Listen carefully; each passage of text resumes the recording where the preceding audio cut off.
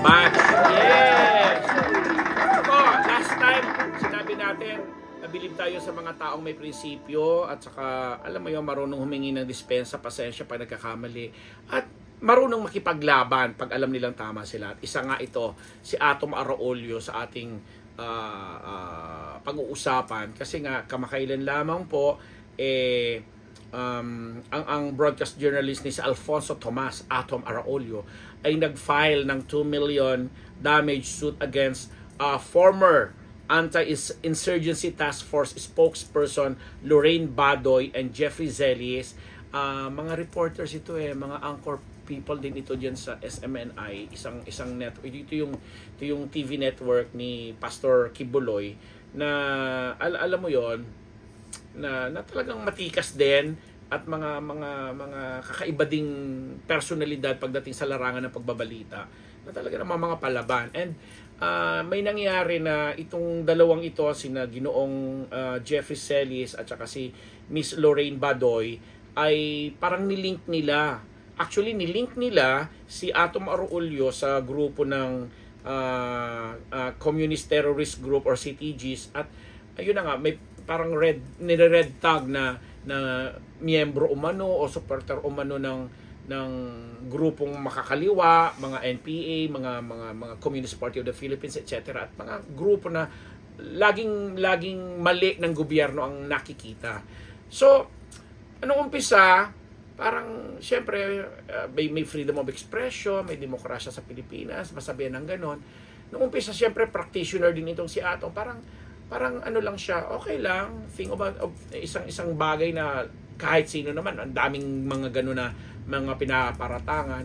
Pero nung nagsimula na nga ayon kay Atom na magkaroon ito ng kakaibang epekto sa pamamagitan ng may mga nagre-red tag na rin sa kanya ng mga ibang grupo, mga kabataan, tapos may mga kausap siya sa sektor ng journalism, may mga nakakasalamuha siya sa sektor ng pamamahayag at broadcast na yun na nga, ganun siya tinitingnan. Parang nabahala syempre siya na teka lang, iba na ang epekto sa akin ito bilang isang mamamahayag at parang kailangan ko nang gumawa ng hindi na tama ito, mali na ito, something like that na napakiramdam, sabi niya.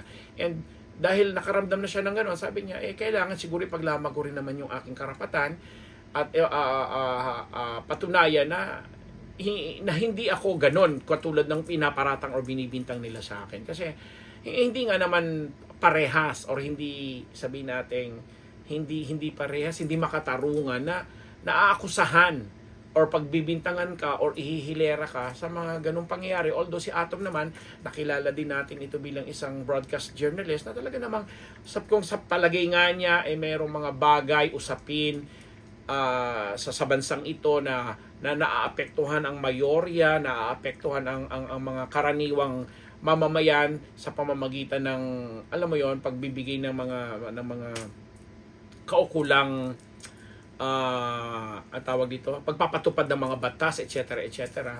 Kinakalampag ni Atom. Isa si Atom Araulio sa ating mga mamamahayag na marunong kumalampag din at marunong din namang sa boses nang sa tingin niya ay forma ng pang-aapi, forma ng pagbabiolate ng karapatang pantao, isang paraan ng, alam mo yon, ng mga grupo-grupo para lalong palalain ang sitwasyon at hindi ma-address ng tama yung mga issues. So, sa ganung paraan siguro palibasa very vocal siya, very, sabi natin, passionate siya sa ganung pamamahayag, nare-red tag siya o di ba na naaakusahan siya na siguro komunista ka, siguro ganito ka, pakawala ka ng ganito, mga ganyan-ganyan. Na dumating na sa punto na naapektuhan ng pagkatao niya, naapektuhan ng kanyang trabaho. Kaya siguro eto, nagsampa na siya ng kaso sa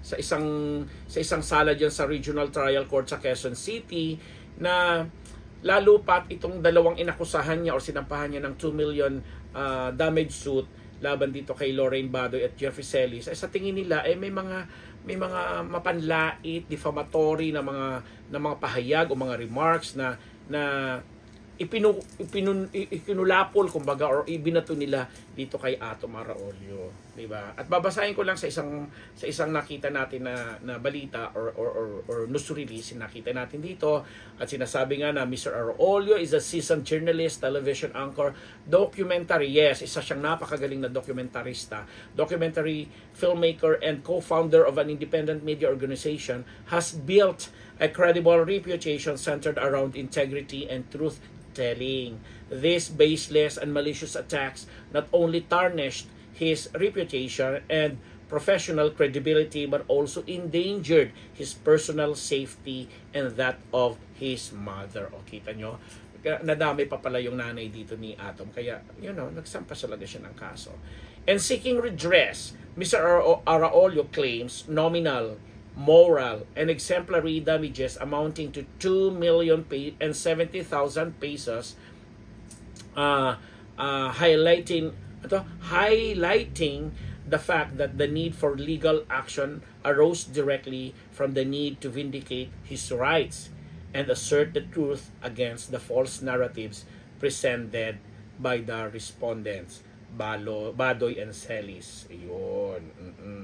Yun na. So, keep it up.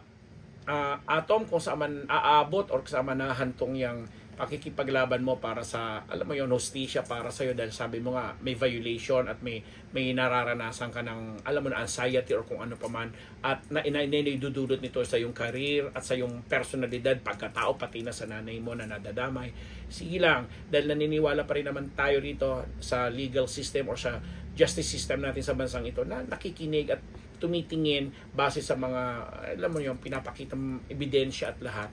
And dito sa dalawang matatawag din nating katrabaho, kasamahan din sa industriya ng pamamahayag, yun na nga, siguro na-idemanda kayo ni Mr. Atom, magpakita na rin po kayo ng inyong pagpapatunay sa mga binabato nyo sa kanya at ibinibintang nyo, kasi may tamang venue, may tamang proseso po tayong dapat na sinusunod, at alam ko naman pare-pareho po ninyong gustong ilabas at lumabas ang katotohanan base sa kung ano man na hawak-hawak or katibayan na maipapakita ninyo para kami rin po mga karaniwang manonood, karaniwang mga tao, talagang alam din namin ang aming mga gagawin, ang alam din namin ang aming mga kilos na i-respond or i-responde sa mga ganyang issue, kasi kagaya ninyo po, kami rin po ay naniniwala sa demokrasya, sa freedom of speech, at saka sa pakikipaglaban sa tamang prinsipyo at sa tamang, alam mo yon, pagbibigay ng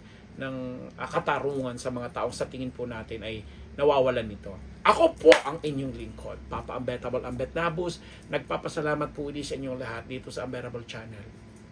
Salamat po. Medyo seryoso yung aking naging issue ngayon. Diba?